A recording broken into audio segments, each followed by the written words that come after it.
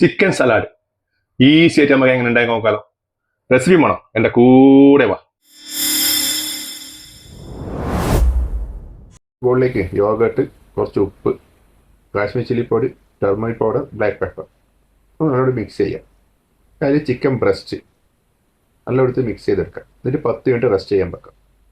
അതിലേക്ക് എണ്ണ വെച്ചിട്ട് അതിലേക്ക് നമ്മൾ മറിനേറ്റ് ചെയ്ത് ചിക്കൻ അത് 2 ഭാഗമായിട്ട് നമുക്ക് കുക്ക് ചെയ്തെടുക്കാം. 2 ഭാഗം നല്ല കളറാവുന്ന വരെ.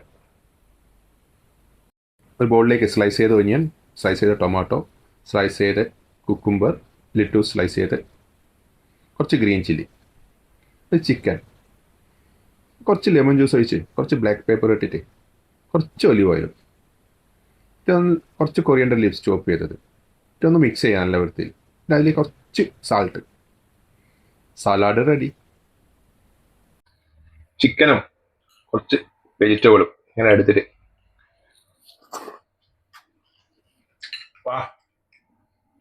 Very nice, you can try.